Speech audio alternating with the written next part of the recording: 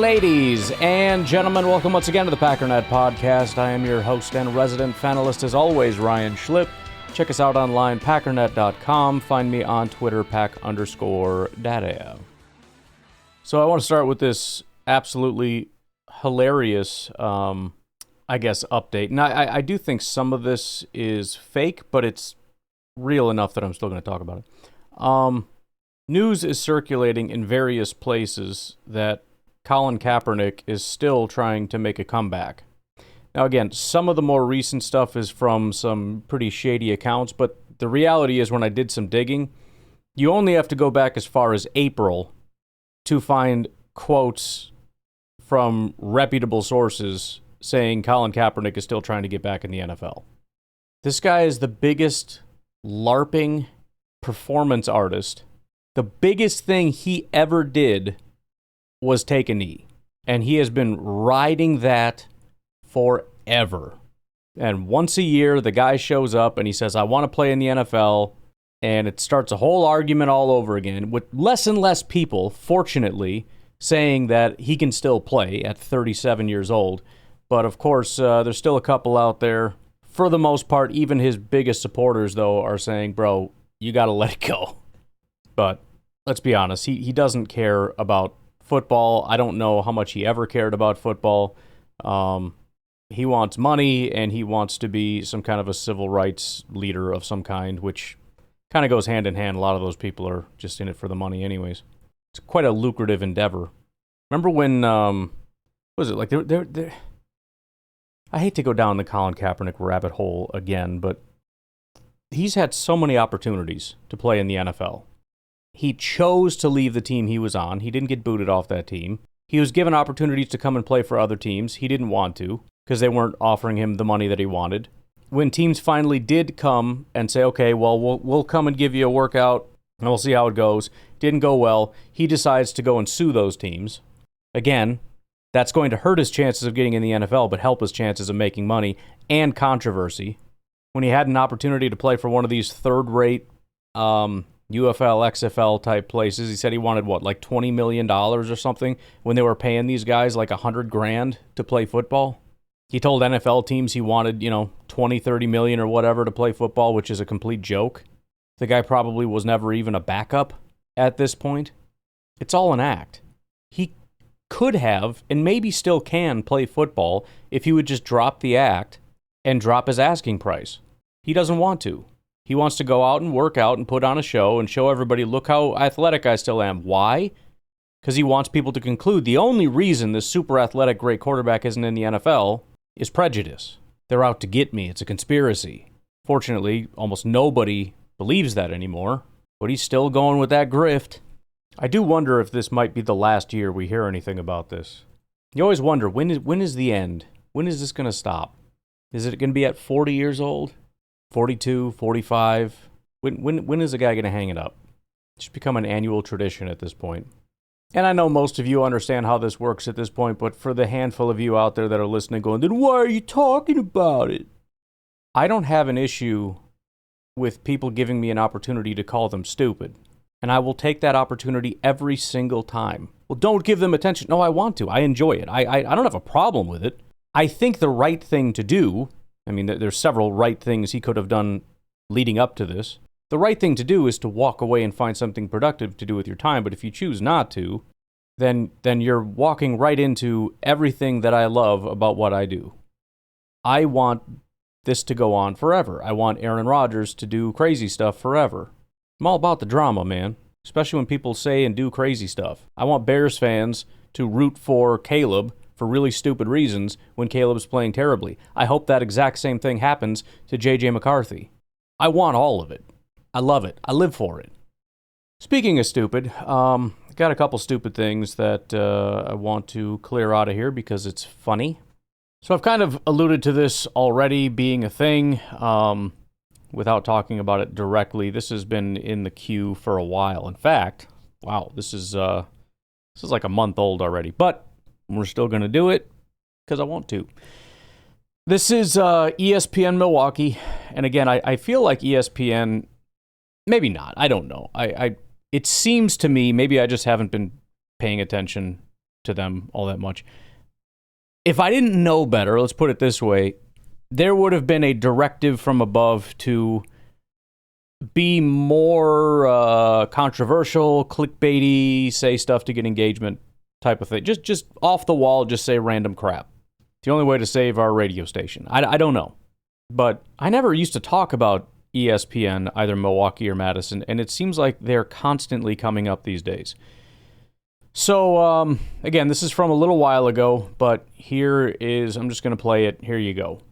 So for me, when I look at this move by the Packers, Gutey, fine, do what you want to do. But what you're showing that you're not out here to win championships. You're out here to be sustainable. And that is a problem. As a Packers fan, I want us to always win. But as a Packers fan, I want to win the Super Bowl. I want to win a championship. And Gutey has shown everybody this entire offseason is that the goal is not to win a championship. The goal is to put a good football team out there, but it's not to make sure this team can win a title. I don't want to overact. We're not. Just to be clear, the news came out today. We're not going to overreact.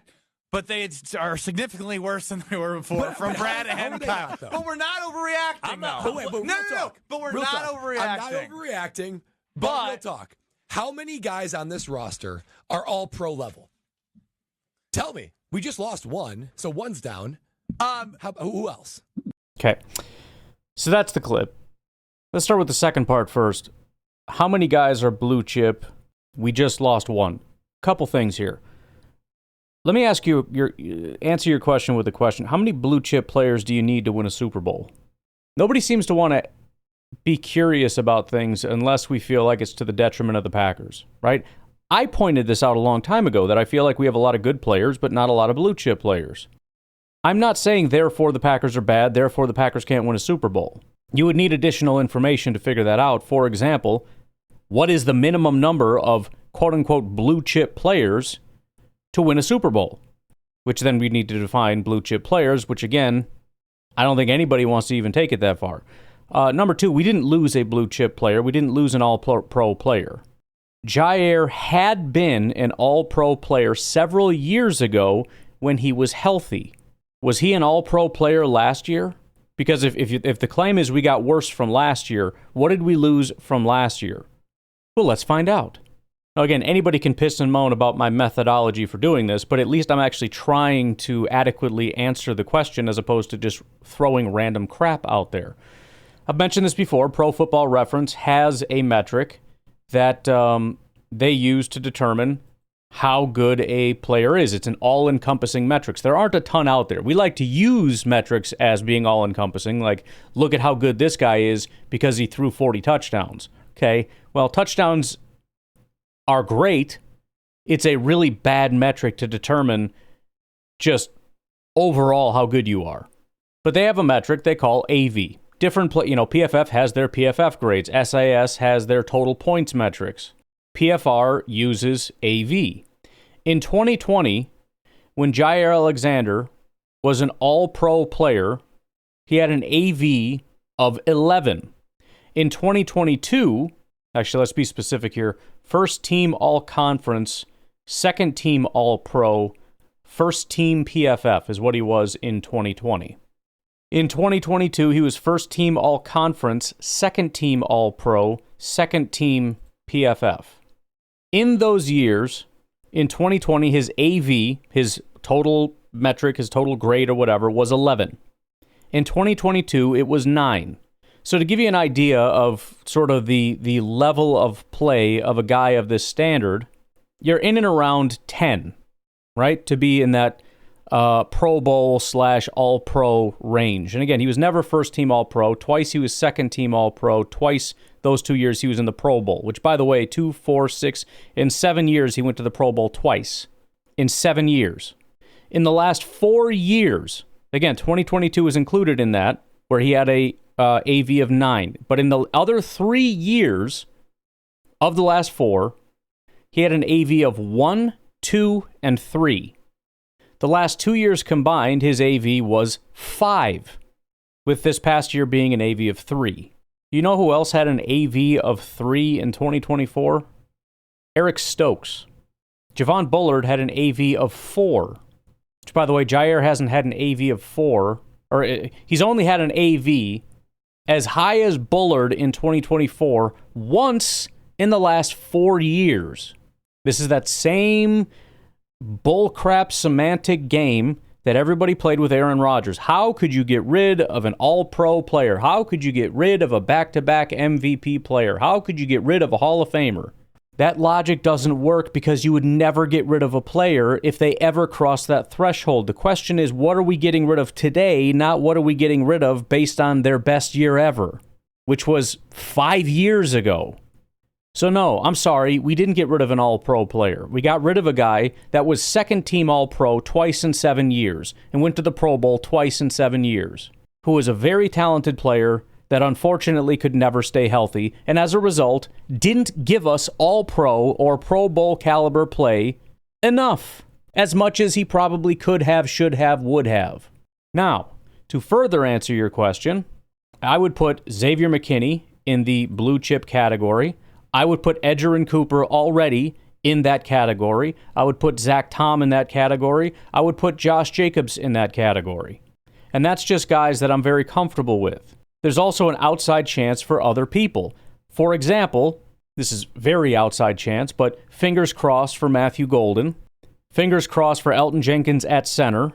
We have 2 offensive linemen that I'd like to see in, well, 3, I guess. I'd like to see Banks, I'd like to see Morgan, and I'd like to see Belton. Jordan Love, obviously, is a fingers crossed that he can get back into that category. Rashawn Gary is a guy that's been in that category that I'd like him to get back to that category. Evan Williams is a guy that kind of toyed with it a little bit last year in year 1 as a rookie. I'd like to see if he could take a second step. But as far as how many guys am I comfortable with today? 4. McKinney, Cooper, Zach Tom, and Josh Jacobs. And I don't know that that's super debatable. If you want to say maybe not with Cooper because it's too early, I mean, if you want to, that's fine. I think being a top 5 linebacker in your rookie year is something, but okay. And it's not like it was based on 4 games, but sure. The answer's 4. Why? How many do you need? Again, I'll keep going back to the Chiefs. How many do they have? The quarterback, the tight end, the defensive tackle, and who else again? Humphrey, the center. This, by the way, I'm gifting Kelsey despite the fact that he didn't play like a blue chip player last year. PFF ranked him 13th. I think you should at least be in the top 10. We didn't have anybody outside of the top 6 in my list. But you got Jones and Humphrey, the 2 trench guys. Mahomes, who was actually 8th last year. He had a little bit of a down year, but we'll just throw him in there too. I mean, to be very honest, the Chiefs look a lot like the Packers. Very sporadic. I think the big difference is they might have more higher end. They also have much more low end. Their safeties ranked 42nd and 70th. They got the one good linebacker like we do. The other ones rank 46th and 37th. Outside of their number 1 ranked defensive tackle, they have along that defensive line 38th, 54th, and 83rd. They got one good corner. The other guy ranked 39th. On the offensive line, they have Humphrey, who's great. Smith at right guard ranked 14th. Their right tackle ranked 61st. Let's see, Jalen Moore didn't play enough to get a rank. Suamataia, same thing.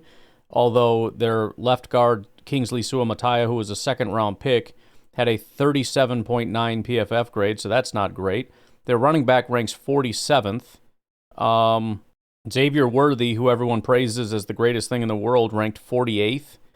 The other 2 wide receivers didn't play enough to get any kind of ranks. Rashee Rice graded out well, but he played 3 games. So, yeah, I mean, they got some good, they got some bad. Everybody likes to pretend that there is a formula. It was one of the comments that we're going to get to. There is a formula, there is a structure, there is a way to build a team that wins Super Bowls. What is that, and how do the Chiefs fit into that? The Eagles are relatively easy because they're incredibly well structured, at least from what happened last year. You go back 2 years, and that's not necessarily the case, but everybody on this team is pretty much good. Blue chip is, a little bit different, but they still got a bunch. You got Brown, you got the 2 tackles, you got Cooper DeJean. Let's see, Brown, 2 tackles, Cooper DeJean. Zach Bond is 5. That might be it in terms of, if we're sticking to, I don't know what. Could add Landon Dickerson was 8th. But everybody else was good. But I would love to know what the formula is. Jalen Hurts ranked 12th. We seem to know the Packers don't have a good enough roster, and I'm just curious what you're looking at. Like, what is the thing that tells you that specifically? I'm not saying we have great players across the board. I'm not saying we have a bunch of blue chip players. There's probably other teams that have more. There's significantly more teams that have less. But I mean, what is it? What's the metric? What are we doing? So, bottom line, I don't know the answer to that question. I don't know. Again, I'm somewhat in agreement that it would be nice to have some of these players be more blue chip, but I kind of think we've turned that corner a little bit, and I'm borderline saying we're on the other side of it. We have like the blue chip guys, and then we just have, I don't know. I mean, we have to see how things play out. I think at this point, having added McKinney, added Jacobs, added Cooper, I mean, those are 3 new guys that all crossed that blue chip threshold, where we went from having maybe 1 in Zach Tom to 4 total. Now, to me, it's a question of how many good players do we have to complement that, right? Because we're close to where the Eagles are in terms of blue chip talent. You want to give them 1 or 2 more, that's fine. The bottom line is we're close. And again, I'm very hopeful that Jordan takes a step into that category. If that does, that makes a huge difference. But, we got Evan Williams. I want him to stay in that category. It would be nice if we had 1 additional linebacker at least in the good category. Right now, Walker and McDuffie are not. Again, Gary, I'd like to go from good to blue chip. I don't care your position on Gary. You're wrong. I don't want to hear, he's not even good. Shut up. But Clark, Wyatt, Lucas Van Ness, any of these guys, we need you to step into the good category. Preferably multiple. Hobbs, Nixon, Bullard, none of them are in the good category, in my opinion. You could say they're good enough. I wouldn't put them in the good category. The wide receivers and tight ends, kind of teetering. The offensive line, teetering. So we got to see where things fall. If things fall in the correct direction, this is a phenomenal team. If they fall in the wrong direction, it's probably a bad team. It's one of the complicated factors of having a young team is I don't have as many answers as a lot of people pretend that they do. After 10 years of Aaron Rodgers, I got an idea of what Rodgers is, the floor and the ceiling. After 5 years of Devontae, or after however many years of David Bakhtiari, you kind of know what you got there. I guess the point is we have a lot of questions, and I agree we have a lot of questions. What we don't have is answers, so I don't know why people are talking as though they know something. Take a break, and we come back. I want to address the first part of this video, which is that Gutekunst doesn't want to build a championship team. He wants to build a sustainable team. I will never understand this. I just won't. Let's take a break. We'll be right back. The only thing, and again, it's such a just silly position to sit there. First of all, and I've said this before, you're taking a position that you already know is wrong. Gutekunst does not want to win a championship. At some point, people have to realize that when I work backward from my conclusions, and come to this conclusion that I know is wrong, that if you put Brian Gutekunst, gave him a lie detector test and asked him if he wanted to win championships, the correct answer would be no. If you've worked to the point where this is the conclusion, you have to understand that some of your presuppositions have been wrong to get you to a point like this. What we actually know is that he does want to win championships. So then we go from there. Of course he wants to win championships. You know what happens to GMs that have decent success but never actually win anything? They get fired. It's about to happen to Mike Tomlin pretty soon. It happened, I think, to Andy Reid when he was with the Eagles. Happens to people all the time. Mike Tomlin. I just said Mike Tomlin. Mike Zimmer with the Vikings. I remember being shocked when I had heard the report several years ago that it's like if I think it was even after they went to the playoffs, it was like if we don't go to the Super Bowl or something, he's getting fired. It's like, what?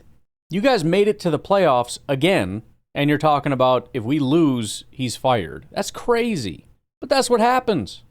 The other thing that just blows my mind is, so the thought process essentially is, I have so many problems with people that are just, it's inconceivable that somebody would disagree with me. I start from the standpoint of not only am I right, but everybody knows that I'm right, and nobody would ever disagree with this point. It's the only way you get to make arguments like this. Let me explain what I'm talking about. The assumption has to be that a person that wants to win championships would keep Jair. I know that that's true, and also would go out and get all these bums in free agency that are not very good. But Gutekunst doesn't want to, because by getting rid of Jair, we're saving money in the future, which, I mean, we're talking very nominal, minimal amount. Like, it's not a big deal. But again, we can't acknowledge anything else. It has nothing to do with his injuries. It has nothing to do with his play on the field. It has nothing to do with what's going on off the field. It has nothing to do with the fact that we have plenty of money to bring in whoever we want. It has nothing to do with the fact that maybe these guys just, they didn't determine the players that are out there to be very good players. It has nothing to do with any of that. It only has to do with what I've concluded it has to do with, which is to build a championship team. You don't cut guys that have big names, and you go out and overpay for guys that have big names, and then you win Super Bowls. And if you don't do that, then you don't actually care about winning Super Bowls. Which, again, is just, it's that last leap is what blows my mind. I'm not willing to have, what is the thing that I used to rail about all that? Don't at me. I used to hate that so much. I still do. But the entire reason I hate it is just because I'm going to say something, and then I'm going to tell everybody, don't respond to me because I'm not going to listen. That's the mentality the don't at me mentality is the mentality that everybody seems to have these days. I will not listen to, accept, or even contemplate anything outside of this one thing that I choose to believe. That taking big swings is how you win Super Bowls. That's what the Eagles did. Saquon Barkley is why they won the Super Bowl, obviously, despite the fact that we did the exact same thing and went out and got the other running back that was available. But don't worry about that. That's not the point. It's not Jalen Hurts. It's not all the other guys it's not this great offensive line that's already there. It's not the wide receivers who are already there. It's not this elite team that's already been there. It's the last couple pieces that they threw on at the last. That's what makes it work.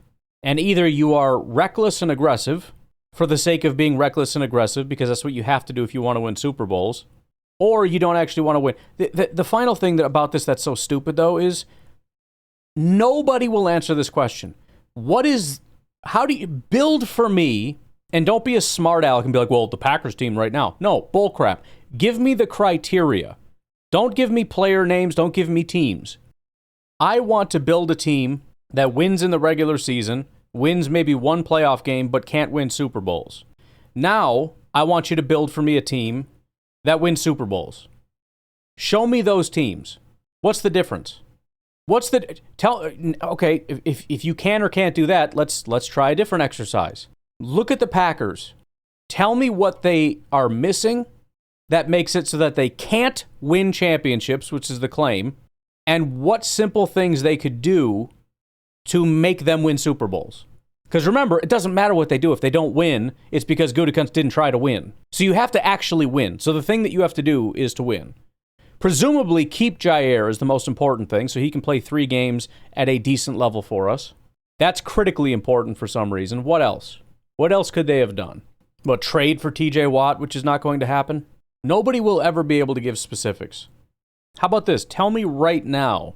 I want you to look through the 32 teams. Which teams are playoff teams that are not that will not win a Super Bowl because they're not built for it, and which teams, I guess, will win a Super Bowl or are actual Super Bowl contenders, and why?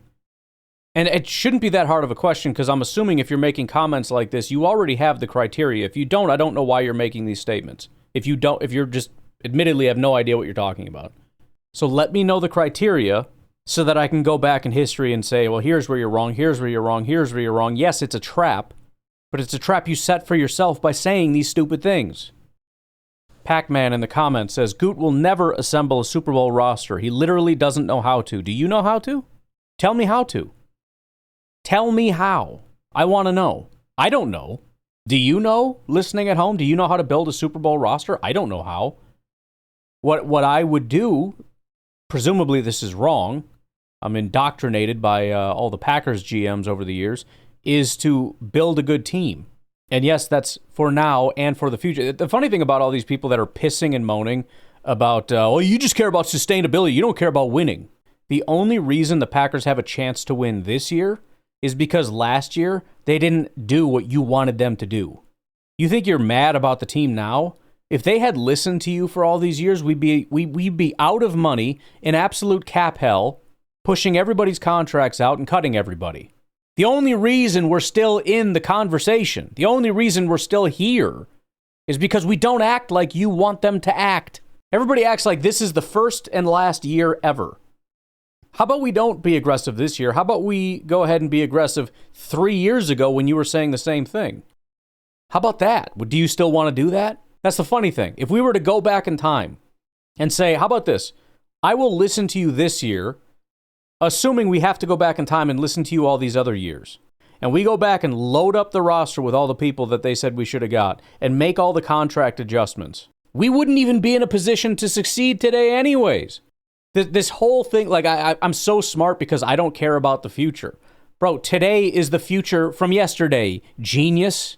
The only reason we won Super Bowls is because we didn't act like idiots. The only reason you've had sustained success for so many years is because we didn't act like idiots. And rather than acknowledging that and saying thank you for making sure we never get into a point where we just can't field a football team, you look at years and years and years of sustained success and say, yeah, but that's not good enough because the success wasn't enough because you built it wrong. You were building for playoff winner, not Super Bowl winner, as though there's a difference. Tell me what it is. Anybody tell me what it is. Because the only thing I can think is quarterback. And I agree. And guess what? That has nothing to do with Gutekunst in a negative way. Because again, all you geniuses never would have drafted Jordan Love. We wouldn't even have a quarterback right now if we listened to you geniuses. And if the point is, well, Jordan Love needs to be better, I agree. Which is why we're investing in Jordan. Invested in him by drafting him, invested in him by building up the offensive line, by going out and getting Matthew Golden and Savion Williams. All of these things. Christian Watson was an investment in that group. Jaden Reed, Tucker Kraft, Luke Musgrave. These are second and third round picks and a first round pick in Matthew Golden and a first round pick in Jordan Morgan and a second. I mean, come on. And again, what? He didn't get rid of Jordan, right? So he didn't do anything wrong there. You want to make this all about these little things that you don't like. Of all the most important things, Jordan Love is 10 of them. And we want to squabble over Jair or some known... Again, there's no specifics, so it's hard to point anything out. At least the people whining about, TJ Watt or whatever in the draft, at least they're being specific. They're being dishonest, but at least they're being specific. Okay, so you believe that Higgins would have won us a Super Bowl. Okay, that's stupid, but at least it's a specific position. Goot will never assemble a Super Bowl roster. He literally doesn't know how to. I don't either. I don't know that anybody does. You should ask the Chiefs or the Eagles GM. Go to Roseman and be like, what is the exact layout of a Super Bowl caliber team? Give me the specific formula. What do you think he's going to say? You think he's going to give you a formula? He'll probably give you some vague formula. Well, you got to have a good support staff around you. Got to have a good coach, got to have a good owner, got to have a good quarterback and a relationship with that quarterback and quarterback with the relationship with all this bull crap. But it's not what you're talking about. You're just talking about Madden, about going out and acquiring guys with 87 Madden grades or something. Bucks 30 says 100%, sitting with $44 million in cap space and no D-line improvements. The goal is not Super Bowls. Again, I don't know how people's brains work this way. The actual belief, because I refuse to accept that maybe I'm not understanding something correctly, because I refuse to improve myself in any way, shape, or form. So I come up with something random, and whatever the conclusion of that is just what the conclusion is. That's the only way you end up with this stupid crap. You're telling me that you're acknowledging we have $44 million in cap space and didn't spend it. And from there, you throw in a therefore They don't want to win Super Bowls. So close yet so far. Because you're assuming, obviously, that we have $44 million in cap, and you can turn that into a defensive line improvement just like that, but they chose not to. This isn't even about longevity or the future.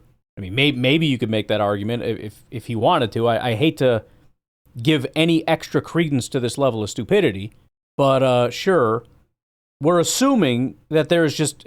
Who? Again, specifics. What are you talking about? They have $44 million in cap space and thought, boy, oh boy, if we spend this, then our D-line will be good, and then we might win a championship. We better not do that. This is actually what you believe. Bryce says, ESPN Milwaukee is showing everyone their goal is not real journalism. I think you could maybe make that case a lot better than the case ESPN Milwaukee is trying to make here. Kevin says, it's almost like Rodgers was right, and his criticisms people got on him about were accurate. Gutey just wants to be good enough to be competitive. He deserves zero slack. 2020 sans love and 2021 draft classes were all-time bad. We've already been over that. That's not the case. Time for new blood making decisions. Again, I just want to recap. Gutey just wants to be good enough to be competitive. Why? Why do you believe that? Again, this obviously comes down to if you wanted to win a Super Bowl, you can just win it. You can just will it. You can just make it happen. Just go buy somebody and you can win a Super Bowl. But we haven't won a Super Bowl, so you must just not want to win a Super Bowl. I don't know what else conclusion we can come to here. Justin says, I'd rather have them go all in for a championship and have a down year or two than go for it again, rather than always just being on the cusp. Okay, again, this is the exact same thing. The idea here is if you go all in, you can win a Super Bowl. If you don't go all in, you won't win. So if you don't go all in, which again the Packers did during Aaron Rodgers' tenure, and then we didn't win a Super Bowl, and then we had the down years. Are you happy with that? Are you satisfied with that? I'm not, and I don't want to do that again. Going all in and missing sucks a lot more than being responsible and missing. There is no formula. All in is not how you win Super... All in, all in, all in, all in. I'm so freaking sick of the stupid nonsense. Because what he's actually saying is, it's not I'd rather go all in for a championship and then have a down year. What he actually means to say is I'd rather go all in and then win a championship and then be down for a couple years. Because he doesn't want to go all in and not get a championship. What's the point? So he just assumes that if you go all in, you win, which we did, and we didn't. And again, I can do this 1,000 times. We might as well, because I don't think I've done it this year, and it's fun. We can look at all the teams that went all in last year. How many of them you think won a Super Bowl? And where do you think the Eagles rank on the list of going all in? I don't know. I haven't looked at it. But you must assume it's number one. And the Chiefs before that pretty much go all in every year, right? Like getting rid of Tyreek Hill is how you go all in. Getting rid of Jair means you don't want to win. Getting rid of Tyreek Hill and then winning a Super Bowl means you win all in. Am I doing this right? The Troubadour says, true, no proven pass rush. Average DB at best. Hobbs and Nixon as your starting DB. Quarterbacks will be licking their chops to throw on this defense. I'm a little worried. I mean, there's a couple things wrong. I mean, I don't have a problem with saying I'm worried or I think we have issues like 32 teams in the NFL do. But, I mean, we could obviously come back with number one. This was a very good defense last year. So, although I can't guarantee that, we certainly can't guarantee it'll be bad. But when you put true in the beginning, what you're saying is the no proven pass rush and the average DBs are a result of Gutekunst not wanting to win. Which again, continuing backwards, using this line of logic, Gutekunst has the ability to just snap his fingers and fix it. There are these elite players out there that you can just have, and then everything's fixed. All these other teams, they don't have problems because they just go fix them all, right? Like when I looked at the Kansas City Chiefs, they don't have any issues. They fixed all their problems. They're two bad safeties. They got two new safeties. They're two bad linebackers. They got two new linebackers. They're terrible defensive line outside of Jones. They got a completely rebuilt defensive line. They went out and paid 6 of them. They got McDuffie and nobody else. Well, they went out and got a bunch of corners. And then they went out and got a bunch of wide receivers. And then they got a new left tackle, new left guard, new right tackle.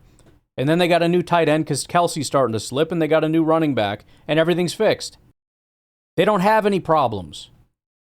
The reason Kansas City Chiefs fans aren't pissing and moaning about their roster construction is because they know they can win despite having so many holes, because they do it all the time. Packer fans are trying desperately to try to find answers as to why we're not winning Super Bowls. And this, again, comes down to the fact that sometimes bad things just happen and there's no answers and there's nobody to blame, and we don't like that. I can't speak for everybody around the world. I sometimes wonder if people from Norway listen to this show or something and they're like, I don't understand the way you guys think. I don't know if you guys do this out there too, but anytime anything bad happens in this country, you immediately go blame somebody or something. Immediately. There's some bad guy somewhere. There's a law we can enact to fix this, to just make it go away. If we just punish this person, if we just move this, if we just do this, if we just do that, everything will be fixed. I'm not opposed to trying to think through things. I mean, the NFL does this all the time. Oh, we have to come up with new helmets, and we got to put padding around the helmets. And we got to do all these. It ain't doing a frickin' thing to help anything. We got to do something. We can't do nothing. Have to do something. Bro, sometimes nothing is all you can do, and you make do with what you have. And Packer fans are stuck in that, well, there must be somebody to blame. Maybe there's nobody to blame. Maybe everybody did as well as they could, and they just didn't come out on top. Because that's how it goes. It's not to say everybody does everything perfect, because nobody does everything perfect. That includes every other GM, every other coach, and every other player in the NFL. And owner. Groper says, everyone's saying they're wrong. I ask, where are they wrong? Well, we've covered that pretty extensively. They do it time after time. Do what? We had draft capital after Rodgers' third and fourth MVP years, and instead of trading a pick for a proven stud, we traded away Davante Adams. Wow. Traded away Davante Adams, who was the best receiver in the game at the time. Groper, we got a few problems here. Number one, again, there's no specifics. The only specific that you put in here was wrong. We didn't trade away Davante Adams. We tried to pay Davante, and he said, no, I'm leaving. We offered him more money than what the Raiders offered, and he said, no, I'm leaving anyways. So that was the only specific, and you got that completely wrong. What draft capital do we have after Rodgers' third and fourth MVP years, and what should we have done? Who were these proven studs? That's your words. Who are the proven studs that would have fixed everything? Which, by the way, I'm glad he brought this up.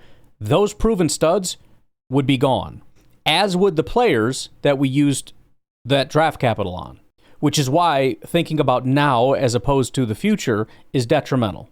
Whatever plan you had for 2021, if you missed and didn't win a Super Bowl, which is still the most likely outcome, we're sitting here today in a worse position if we had listened to you. That's the part that a lot of these guys refuse to acknowledge. Even the anti-Jordan Love crowd.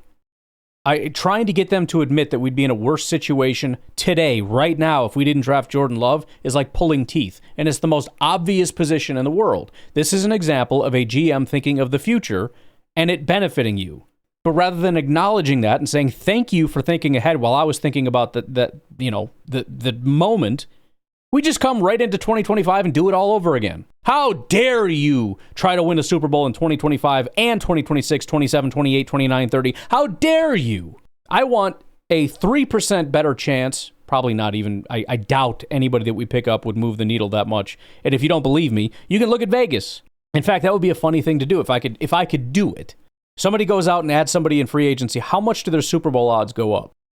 I'd be interested to see if it goes up 1%. And that's what you want at the expense of the future.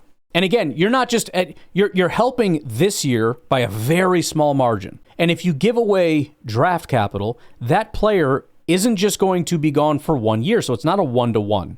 It's benefit this year at the expense of the next 4 years, 5 years, 10 years. Steven says, every Packer fan has the right to overreact. I mean, that's true, but the fact that you acknowledge that it's an overreaction and then say, I have a right to do it, yeah, I mean, I guess, but the prefix, the prefix, the whatever you call it before the word, when you put over in front of it, you're acknowledging that you're not doing it correctly. There is the baseline, and then there's over and under. Overreacting means you're reacting too much. Underreacting means you're not reacting enough. So you're acknowledging that your opinion is wrong, but you're saying, I just want to do it anyways. Okay, great. Stephen goes on to say, it's effing sickening. They never any big moves in the offseason and just went from an all right backfield to having almost nothing back. By backfield, I have to assume you mean defensive backfield, right? Almost had a heart attack. They never make any big moves in the offseason. Why do you want them to make big moves? What do you mean by big moves? Why are big moves good? Are all big moves good? Are some big moves bad? Which big moves are good and which big moves are bad? What big moves could we have made this year? Would they have been good big moves or bad big moves? Were there any big moves? I really hate to bring this to your attention, but the left guard we got in free agency was one of the biggest moves in free agency. Just because you don't like it or don't want to acknowledge that he's as good as the NFL seems to think he is, doesn't really change the fact. There's your big move, but you're not happy, because you're never happy. But again, what is a big move, and why do you want to do it all the time? Darcy says, thank you for saying what needs to be said. Gutey needs to be questioned. I don't have a problem with questions, I guess. Packers Home says, we don't need so many daily sports talk shows. They're struggling to find worthy content. That's fair. That's a fair critique. I'll take that one on the chin. Thank you, Packers Home. Without 12 as their scapegoat anymore, they're finally coming around to reality. Oh, Lord. These are the Rodgers fans that I can't deal with. What reality? The reality that we're still a very good team without Rodgers? Is that the reality you're talking about? I mean, this pissing and moaning negative Packer fans as though we've been like a 5-win team with top 10 picks the last 10 years. You would have thought the predictions that after Rodgers left that we were going to the basement would have been true, the way that these people react.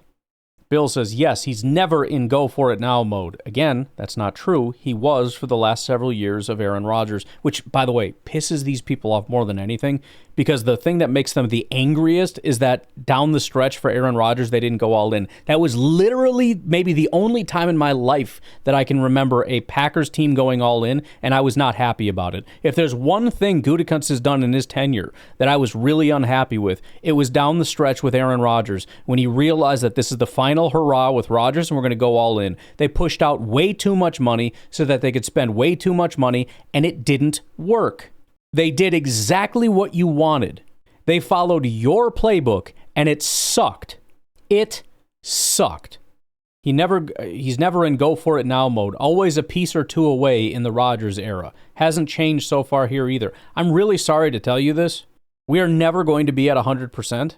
No team that wins a Super Bowl is going to be at 100%, meaning there aren't missing pieces. You don't fix every part of your team and then go on to win a Super Bowl. Again, this is just constantly trying to figure out how Super Bowls work. Well, it's because we're always a piece away. Which piece? Again, this is... I always go back to this example. I'm sure there's more, a better like name for this, but I just use my stupid examples because I don't know the names. I remember when I was younger, when there was something on TV about how like you can find all these things in the Bible. Like if you look at every fourth word, starting at this, there's like a decoded message that says Hitler will take over in for Germany or what. You know what? Like those messages are encoded. You know what the problem with that is? It only works backwards. It only works after something happens, and then we go back to a book that has a lot of words, and go figure, you can find some weird combination where something happens. But you know what doesn't work? Using it to decode something in the future. That'll never happen, because this is voodoo nonsense. Same thing is true here. We're always a piece or two away. Which piece? Tell me today which piece. Don't wait until after we're out of the playoffs and say, boy, if we had that piece. Don't do that. Tell me right now what the piece is. They can't do it. They can guess, and then they're going to guess wrong. How many pieces are we away? Which pieces? And how do we fix it? There's never any specifics. Always a piece or two away. Always a piece or two away. No, we're not. I'm really sorry to tell you, in 2019, 2020, and 2021, they were good enough. Maybe 2019's pushing it. They got smoked pretty bad. They were good enough. They just didn't show up in that game. It's not about a piece. You look at these teams that are dominant. The Packers should have beat the living crap out of Tampa Bay in Green Bay. Are you kidding me? The Packers this past year should have beat the Eagles. The defense looked phenomenal. They played them really strong. Our offense just didn't feel like showing up. They had enough pieces. The pieces didn't do a good job. What the hell difference does a piece make? Go find me a piece that's going to fix all the issues of a team just not showing up. Give me a frickin' break with this nonsense. Cush Monster says he really isn't good at his job. He's cheap and lets his ego get in the way. I don't know what you're talking about. I'm going to see one of these business decisions turn into a ring to change. Or I'm going to, and that's the whole thing with all of them. You're a failure. How do you know? Because you haven't won a Super Bowl. What's it going to take to change your mind? Win a Super Bowl. That's the only metric they have is Super Bowl. It's impossible to be good at your job and not win a Super Bowl. It's impossible to be good at your job or to win a Super Bowl and not be good at your job. And that's it. Those are the only two facts that they know. And then they work backwards from there and come up with all these stupid conclusions. I want to start hearing specifics. And the thing is, the more specific they get, the dumber they sound. Every time. T. Higgins, we would have won a Super Bowl with T. Higgins. Oh my Lord. That's the best they got. That is the best they have at being specific and saying if we didn't draft Jordan Love, meaning we wouldn't have a quarterback right now, and again, I defy you to go back in time and tell me when we would have drafted a quarterback and who that would have been and how you would have felt good about that. After 2020, is a little bit of a rut when it comes to quarterbacks, but it doesn't matter because we would have T. Higgins and then we win a Super Bowl. Based on what? I don't know. There was one play where a guy dropped a pass, and if we had T. Higgins, then T. Higgins would have run that exact route in that exact situation because the whole butterfly effect doesn't work. Nothing would have changed. Everything would have been the exact same. We'd have the exact same score, exact same situation. Everything would be the same. And he would have been the one running that route for sure, and then the pass would have been the exact same, and he would have actually caught it. And because he caught that, then we would have won, and then we would have won a Super Bowl. Wow. That's so good. Thank you. You're amazing. Just bad. Just bad at this game, man. Anyways, I'm not trying to keep ripping on ESPN, but they keep putting stuff out there like this. It's just wild. Again, can we just get specific? We don't want to, right? Oh, just throw random crap out there. I mean, I will grant you that I'm just going after the low-hanging fruit, but I'm not asking you to put it out there for me. You could just not do that. You don't have to make it this easy for me. Anyways, I didn't think it would take that long to get through one video. I had a bunch of other stuff I wanted to do. But I think I am going to end it there. I do want to, now I'm all freaking fired up about it, I do want to look at the whole all-in thing. So we'll go back and look at this past year, find out which teams went all-in and how they did.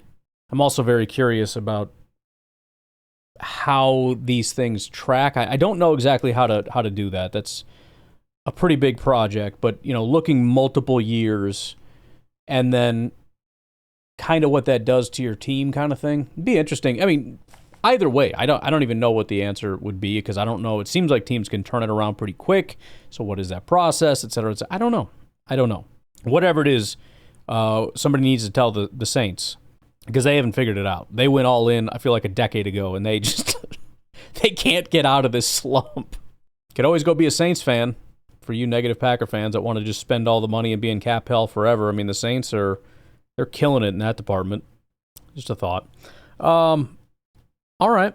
Well, that is a challenge, by the way, if anyone disagrees. 608-501-0718. Give me some specifics. Tell me what you'd like to have different. And try to at least acknowledge that everything isn't so one-sided. That keep Jair, although I was absolutely on that train, pretending that there were no downsides to that is crazy. Pretending that there are no reasons to get rid of him is crazy. So that we come up to he just must not want to win. Guys, let's try to be a little serious. Anyways, I'm going to get out of here. You all have a great rest of your day. I will talk to you tomorrow. Have a good one. Bye-bye.